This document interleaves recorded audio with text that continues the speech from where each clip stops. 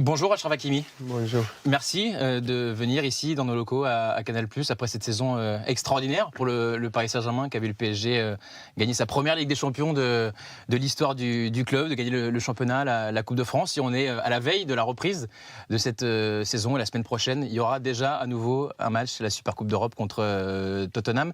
Est-ce que vous avez eu le temps de vous reposer quand même un petit peu? Non, merci à vous pour l'invitation, ça fait plaisir d'être ici.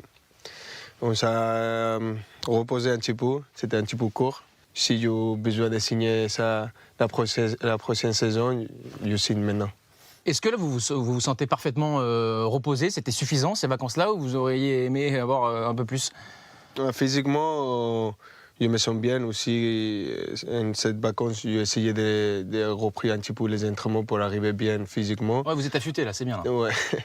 Après, mentalement, c'est le plus important maintenant. Je pense que mentalement, on a besoin de le repos, les jours comme ça, parce qu'après, je pense que cette saison, il va être aussi très long, ce qu'on a besoin plus le mentalement que le physiquement.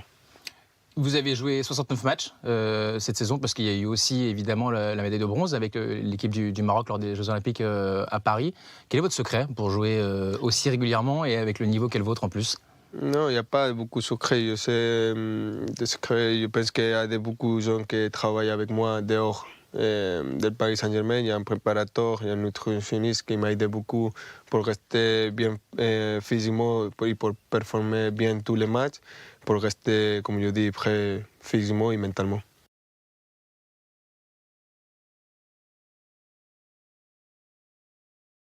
Achraf, si on avait fait cette interview il y a un an, est-ce que vous auriez imaginé que le Paris Saint-Germain puisse gagner la Ligue des Champions? Moi, je pense que oui. Mon objectif depuis que je signe à Paris, c'est de gagner la Ligue des Champions, de rentrer à l'histoire de Paris. Aujourd'hui, on a fait, mais je pense que dernière année, quand on a recruté Luis Enrique, on a vu le travail qu'il fait, on a vu les idées qu'il voulait montrer. Aussi, la dernière année, on est arrivé en demi-finale. Je savais que cette année, il va être mieux, parce qu'il y a plus de temps pour lui, pour travailler.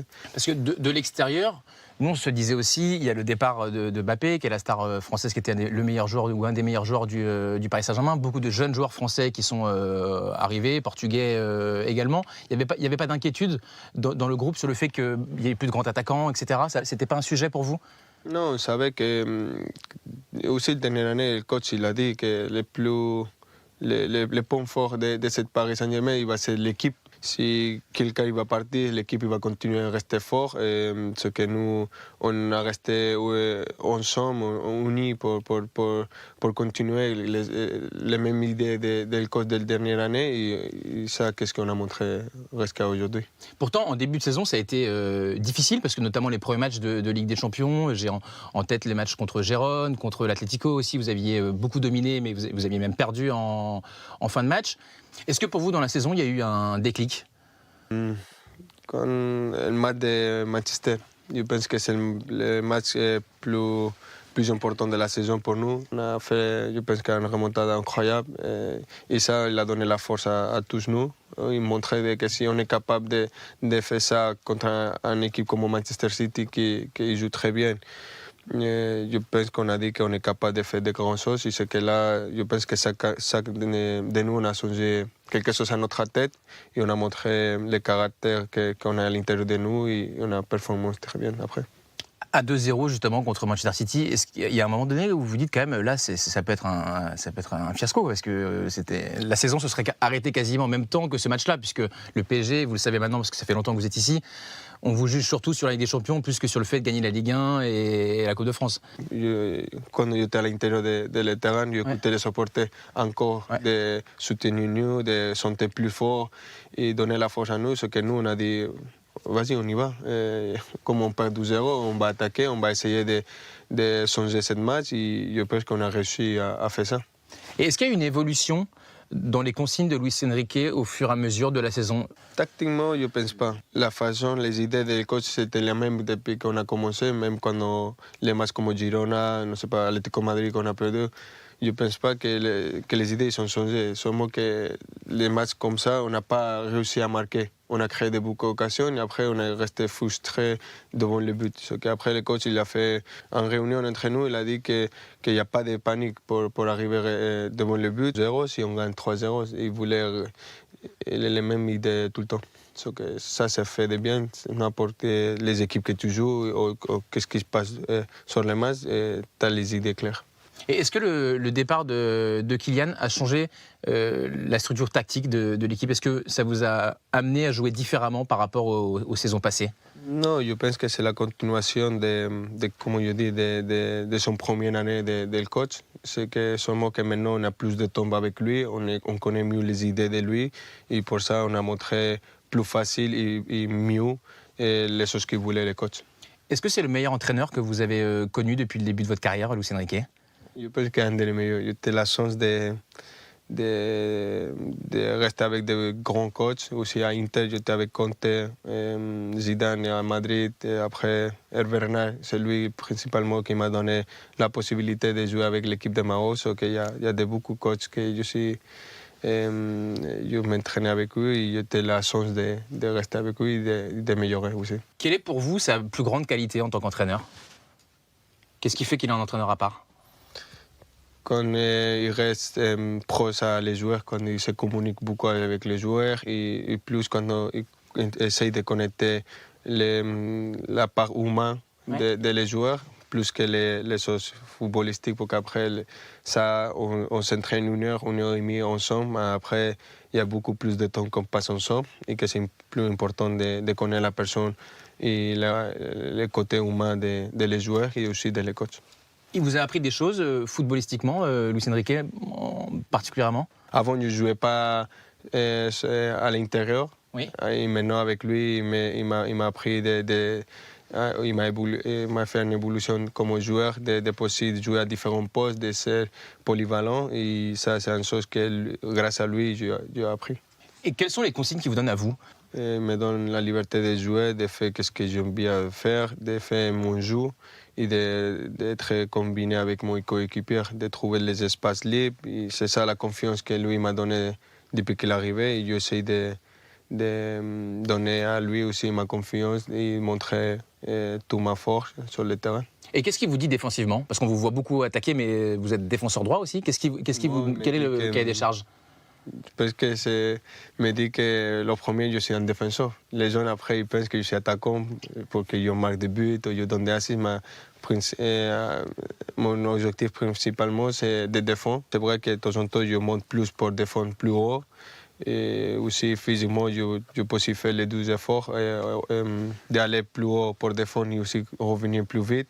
Ce que le coach il a trouvé un équilibre pour moi qui donnait le maximum à l'équipe. On a parlé de l'entraîneur, Luis Enrique, qui évidemment profite de la saison qui est la vôtre. Et il y a aussi des joueurs sur le terrain, comme vous, qui sont mis en évidence. Et dans quelques semaines, il y a un trophée important qui va être remis. C'est le Ballon d'Or ici à Paris, au théâtre du Châtelet. Est-ce que vous en parlez, vous, entre coéquipiers? Je suppose que vous imaginez pas que ce soit pas un joueur du Paris Saint-Germain qui soit récompensé. Après la saison qu'on a fait, tous nous, on a amélioré les statistiques, on a fait des grandes saisons. Même moi, je pense que si je vois toutes mes saisons, depuis que j'ai commencé le foot, je pense que c'est ma meilleure saison. Et ça, c'est un rêve. Le Ballon d'Or, c'est un rêve maintenant. Je n'ai jamais pensé à ça avant. Mais maintenant qu'il y a la possibilité et les gens ils me mettent sur le débat des Ballons d'Or, il y a un moment que tu penses beaucoup à ça. C'est quelque chose que vous auriez imaginé un jour pouvoir être dans la discussion? Vous auriez pensé un jour, au fond de vous? Non, la vérité? Je veux la vérité. Non, la Comme vérité, depuis le début de l'interview, j'espère. Non, tout le temps je dis la vérité. Mais non, je pense que depuis où j'arrive et tout ça, mon premier rêve, c'était jouer à foot professionnel. Oui, bien sûr. Après, quand tu grandis comme joueur, tu arrives des saisons comme la de maintenant, à un moment, tu penses à les trophées comme ça et les récompenses. Mais avant, je pensais à le collectif aussi. Mais aujourd'hui, quand les gens ils me mettent sur le débat, comme je dis, des Ballons d'Or, c'est un rêve que je n'ai jamais pensé. Et maintenant, si j'ai la possibilité de gagner, je pense que je mérite aussi. Et vous en parlez entre coéquipiers ou pas? Je ne pense pas qu'on parle, on n'a pas de temps pour de parler de ça, on pense plus à le collectif, après les choses individuelles, il arrive. On ne pense pas à cette chose, quand tu penses à le collectif, les choses individuelles, il arrive tout seul. Et est-ce que le fait que vous ayez été aussi décisif pour un défenseur, est-ce que ça c'est pas au final un de vos meilleurs arguments, même s'il n'y a pas que les buts qui comptent dans le foot, mais c'est vrai que ça vous a beaucoup mis en valeur. Vous avez marqué en quart de finale de Ligue des Champions, en demi-finale, en finale. Ça, c'est vrai que c'est extrêmement rare. Comme je dis, après la saison que j'ai fait historique, même comme tu as dit, il n'y a pas de beaucoup de joueurs qui sont marqués quart de finale, demi-finale, finale. En tant que défenseur, que c'est plus difficile. Les gens ils pensent que je suis attaquant au milieu, mais non, je joue à ligne de 4 et je devais penser à défendre. C'est plus difficile ça. Et après, les statistiques que je fais cette année, c'est de pas un défenseur normal. Et je pense qu'un défenseur, quand il fait ça, je pense qu'il mérite plus qu'un attaquant. Est-ce que vous avez travaillé devant les cages? Parce que j'ai regardé vos statistiques, des passes décisives, vous en avez toujours fait évidemment, mais vous avez rarement marqué autant de buts. Comment est-ce que c'est venu? Pourquoi cette année? Non, je pense tout le temps. Les gens ne savaient pas, mais je commençais d'attaquant quand j'étais jeune. Je commençais d'attaquant, après ils m'ont... Jusqu'à quel âge? Je pense qu'à 15 ans. Ouais, quand même. 15 ans, 14 ans, ils m'ont changé de poste. Après, je jouais ailier. Et après d'ailier, on a commencé à jouer des 5. Après, il m'a dit, tu viens plus derrière. Après, je dis, c'est bon, je ne vois pas aller à... Pas dans les cages. Je suis particulièrement heureux de pouvoir converser avec vous parce que vous êtes très rare quand même dans les médias. Pourquoi est-ce que vous parlez aussi peu? Non, je ne parle pas beaucoup. J'essaie de rester concentré, de rester concentré à moi, à mon travail, à ma famille. Et après, je ne parle pas beaucoup avec les gens. Je sais pas. Parce que vous êtes timide? Avec les gens que je ne connais pas, ouais, je suis timide. Après, avec mes amis, je suis plus libéré parce qu'ils me connaissent bien, ils savent comment je suis, ils savent comment faire des blagues avec moi. Et ce qu'après, c'est plus facile avec les gens que je prenne la confiance. Je suis une personne qui sourit, n'importe ce qui se passe à ma vie, tout ça, j'essaie de voir les choses positives de la vie, de rester concentré, de rester positif. Après, je ne sais pas, de bonne énergie, je donne de bonne énergie tout le temps. Sur le terrain, en revanche, vous n'avez pas le même caractère. Vous êtes un peu calmé, là, j'ai trouvé, cette saison. Ça, parce que je n'ai pas peur. Ça c'est sur le terrain. Ça, c'est mon travail. Après, c'est dehors de le terrain. Après, quand on finit le match, je peux aussi faire je me fais un barrage avec toi sur le terrain. Après, on finit, on dit, on laisse ça. Ça va, c'était un bon match. On peut aussi parler, discuter, changer des maillots. Ça, c'est pour mon travail, pour que je n'ai pas peur. Mais moi, je trouvais notamment... Même avec mes amis. Ah, même avec mes amis. Pas avec les enfants, quand même?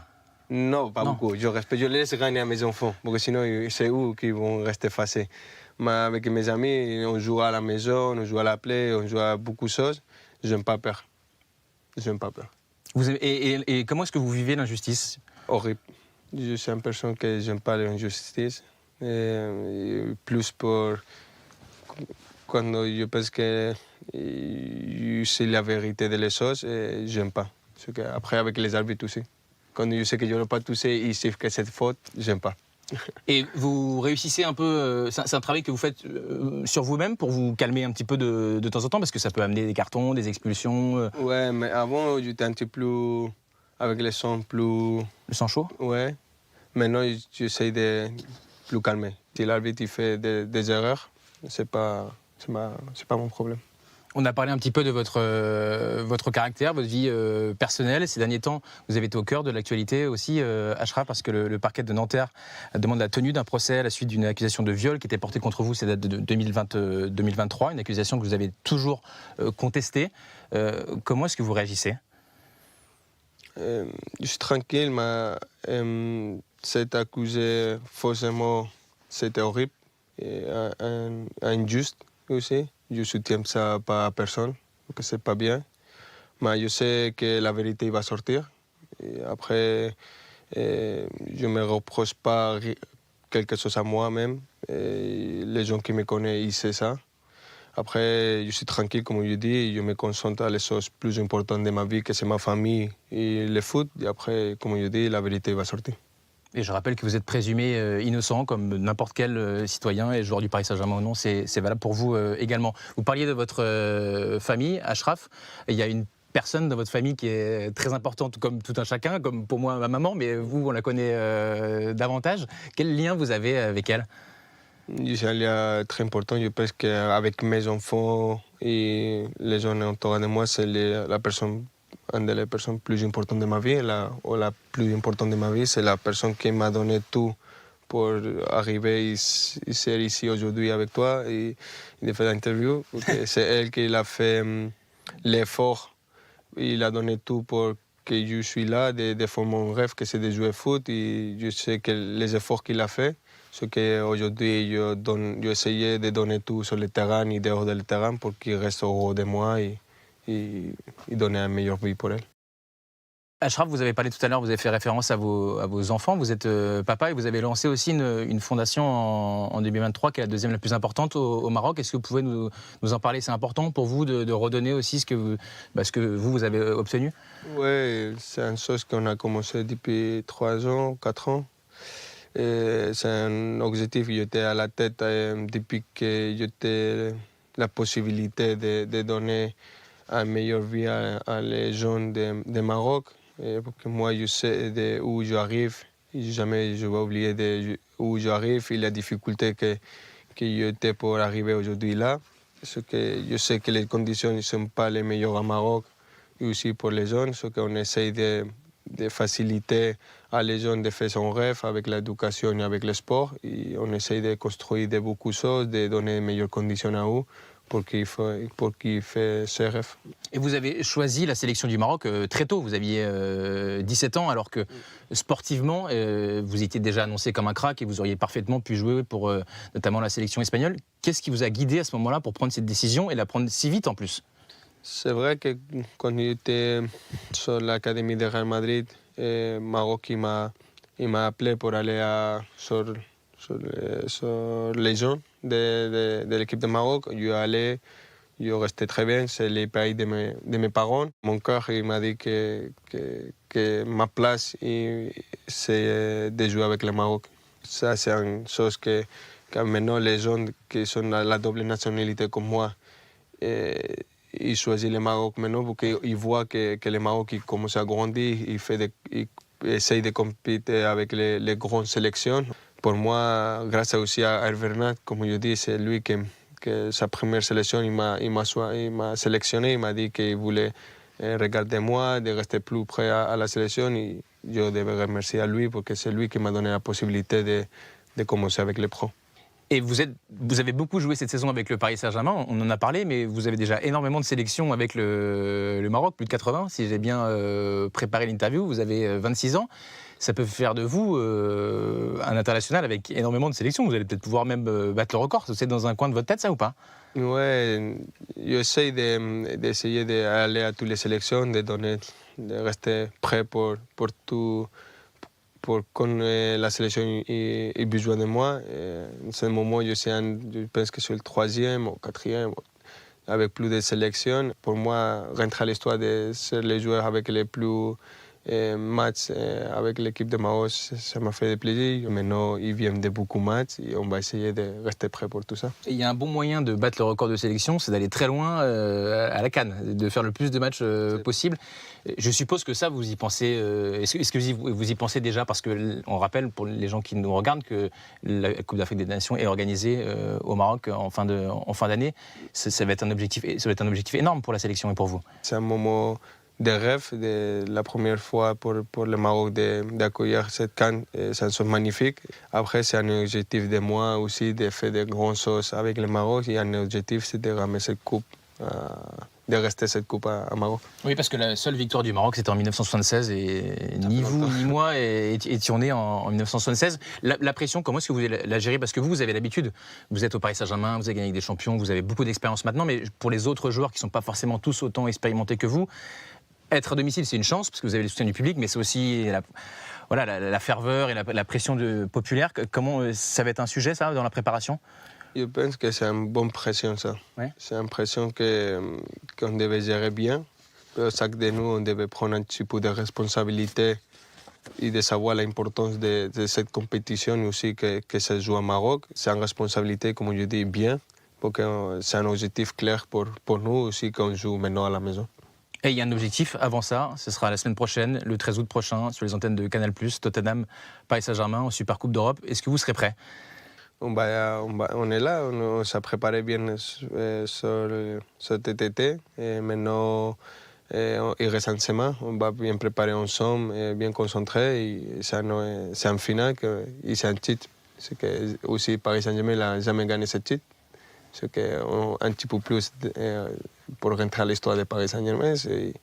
Et on va aller là-bas pour gagner. Et vous savez que Tottenham, ils vous attendent de pied ferme parce qu'eux, ils ont commencé à s'entraîner alors que vous n'aviez pas encore terminé votre saison et vous étiez à la Coupe du Monde des clubs. C'est ça. Et le calendrier, c'est pas facile aussi, on savait ça, mais comme je dis, le plus important, c'est mentalement. Nous, on a bien reposé mentalement, physiquement, on est prêts, je pense. Ou ils sont bien préparés depuis longtemps.